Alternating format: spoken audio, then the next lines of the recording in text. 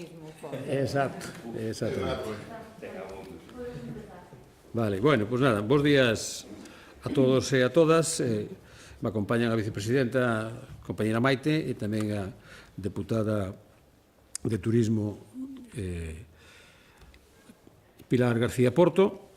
E vamos dar conta da reunión da Xunta do Goberno que tivemos fai un rato, fai un momentiño na mañá de hoxe, que foi unha Xunta do Goberno que creo que pois, moi importante, home, todas son importantes, non?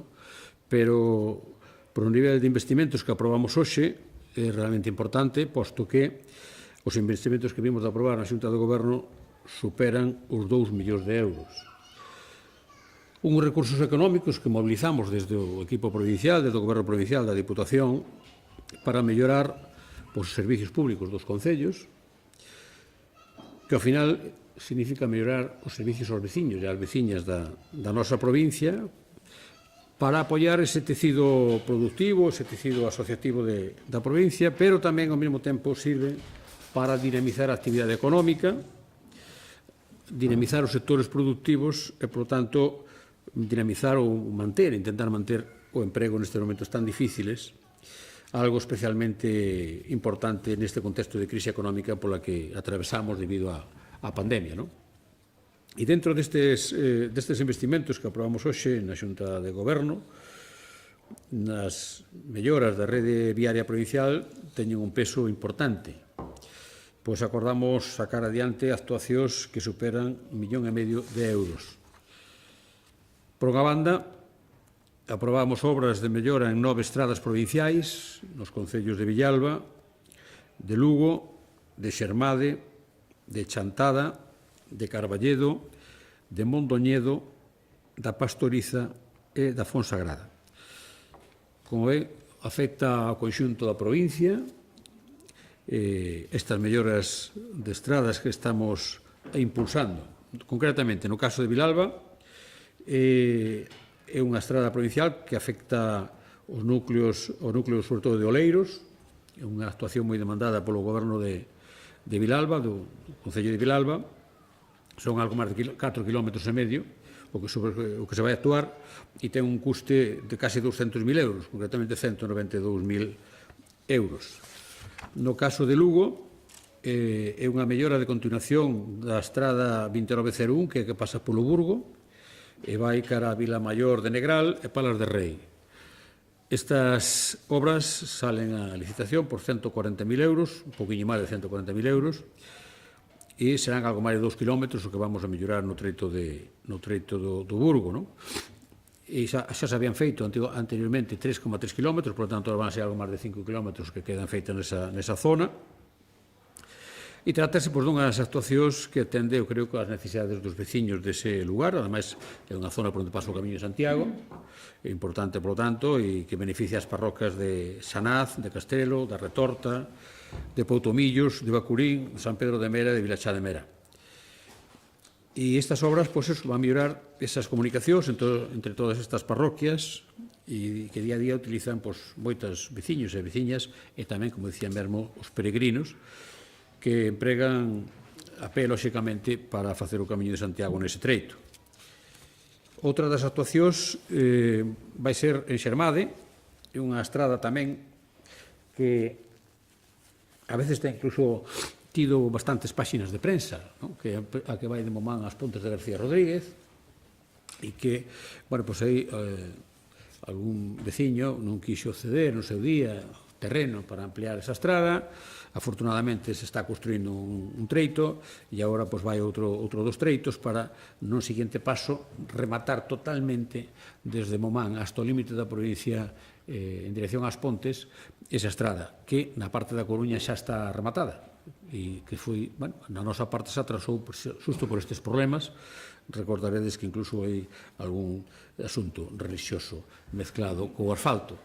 Por lo tanto, isto ahora mismo creo que xa non van a facer falta máis misas para sair adiante, así que este tramo, que como vedes non é moi grande porque vai do kilómetro 7 ao kilómetro 8,300, é dicir, 1 kilómetro 300 metros, pero como hai que facer a plataforma toda nova, encima nunha pendiente, hai que estabilizar porque é bastante húmeda, pois vai a salir por 340.000 euros, é dicir, que é un kilómetro caro Non é das obras baratas precisamente. Pero, bueno, pero é moi importante porque une unha parte da nosa provincia, que a provincia da Coruña, neste caso, cas Pontes de García Rodríguez.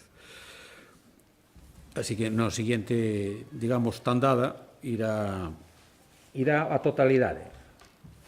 E, ademais, é unha salida importante dos veciños cara a Santiago, de toda esa zona, para salir cara a Santiago.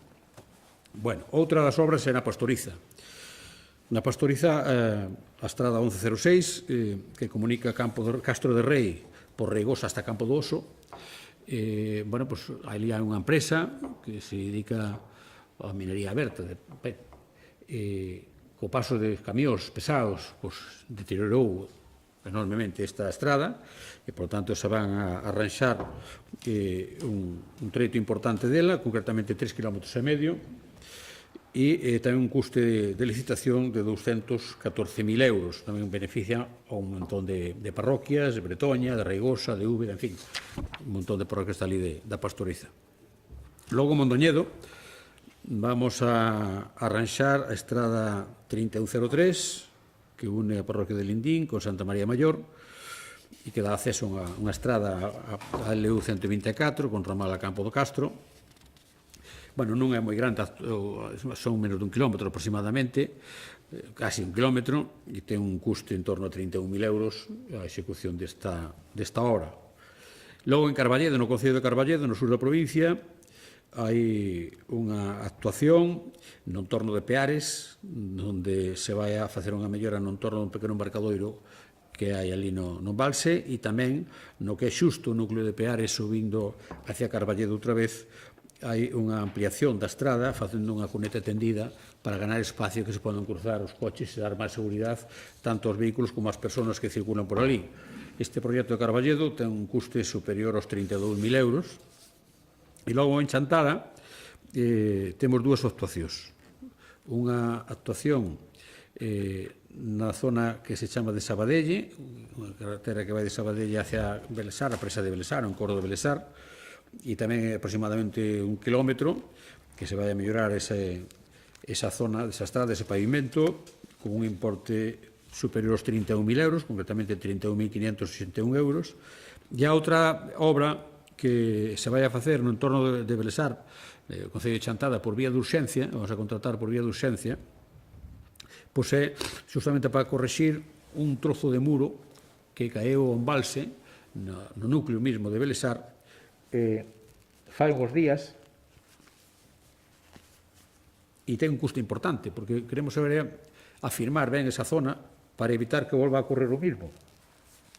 Porque, curiosamente, en esa mesma zona, nos anos 60, xa caeu, nese mesmo lugar. Por lo tanto, se ve que non me quedou ben afirmado e volveu a caer agora. Agora o que pretendemos é evitalo. Por lo tanto, se vai a facer unhas inxeccións, como se fai para estabilizar os terrenos en zonas pantanosas ou zonas húmedas, para tratar de evitar que os empuxes leven a que no futuro volva a caer outra vez. Esa, a pesar de ser un trozo pequeno, pois ten un custe de 138.900, casi 140.000 euros esa actuación, o cual dá boa conta da envergadura que se pretende facer no firmado dese lugar. E logo deixamos tamén, ou sea, mellor dito, deixamos sin deixar, mellor dito, a construción de obras da xestión territorial, pois temos na Fonsagrada unha estrada que se está construindo entre a Fonsagrada e a Navia de Suarna, que, bueno, na ampliación houve algúns problemas de estabilidade das ladeiras, dos taludes, se veixou algún trozo del, e, por tanto, hai que facer un modificado, un reformado dese proxecto, que tamén é realmente importante ser reformado, posto que ten un custe de casi 200.000 euros, concretamente 196.000 euros, e vai situar o custe desa obra, esperemos que xa definitivo, que non haya máis aumentos, no entorno dos 800.000 euros, concretamente 790.000, cual é unha inversión realmente importante. Bueno, tamén relacionado un pouco a rede viaria provincial, o que fixeron foi aprobar o programa de dotación de marquesinas na rede viaria para o ano 2020, donde se van a instalar 82 marquesiñas, que se fará un reparto en función do número de kilómetros que ten cada concello perteneciente á rede provincial de carreteras, que, como sabedes, supera os 4.200 kilómetros, así que habrá concellos que leven unha, concellos que leven dúas, e a inversión é de 200.000 euros. En relación con este tema, digamos que algunhas delas serán para sustituir alguna vella e outra colocación nova, pero en todo caso se deciden nos ayuntamientos. Os concellos nos van a decir onde queren que se sitúen e, evidentemente, os técnicos da Diputación valorarán a idoneidade e, se non hai ningún problema, pois, lóxicamente, colocarase onde nos digan os concellos. Xa se habían posto hasta agora, nos últimos anos, neste programa, outras 332 marquesiñas. Bueno, e ademais da rede viaria provincial, a Xunta de Goberno, que acabamos de celebrar, pois licitou o contrato de suministro de equipos de protección individual e uniformes para o cuadro de persoal da Diputación para varios servicios, concretamente para Centro de Atención a Maiores, para a Granxa Galloso Castro, para o Centro de Artesanía e Diseño, Unidade de Mantenimento do Parque Móvil, para Medio Ambiente e Servicio de Expropiacións e Proxectos, por un investimento de 75.000 euros en números redondos. E tamén se adxudicaron dous contratos, un deles non é que sea pola súa importancia económica, pero para mí sí é importante, polo cuanto que recordaredes que me comprometín a modernizar o sistema de megafonía e de grabacións para os plenos, así que o que fixemos hoxe foi axudicar pois o sistema de grabación de plenos e de actas digitais da Diputación de Lugo por un importe de número redondo de 60.000 euros a empresa Ambiser Innovaciones SL, e así que esperemos que agora tan pronto se firme o contrato, en pouco tempo, non sei se un mes ou dous, en todo caso, antes de Navidad, teñamos xa novos equipos no salón de plenos e se podan facer as videoactas e, por tanto, pois nada, moito máis cómodo para os funcionarios e tamén, eu penso que para todo a corporación, cando intervén no pleno. E axudicamos tamén o contrato de suministración de penso para a alimentación do gando na Granxa Galloso Castro por 254.000 euros a empresa Severiano Agrocomercial. E, por outra banda, en relación cos centros de atención a maiores, hoxe aprobamos a redactar, mellor dito, o documento de modificación do proxecto de residencia de Becerrea, porque había cuestións que son necesarias e que non contemplaba o proxecto, como, por exemplo, a da eficiencia enerxética, que necesariamente hai que ter, e non estaba contemplado no proxecto, e, por tanto, se aprobou esa modificación.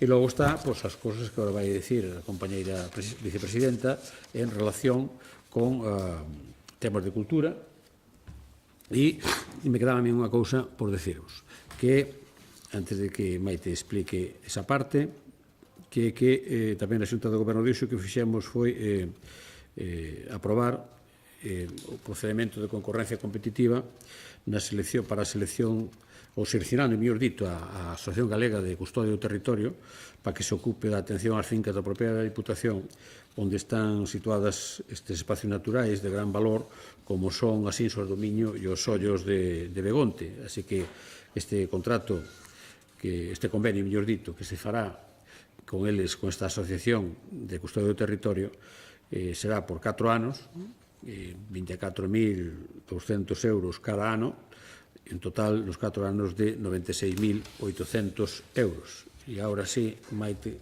compañeira, ten a palabra. Decía 705.000 euros para equipos individuais, non? Para eles. Non, 75.000. Non, 700, eso sí, é muchísimo.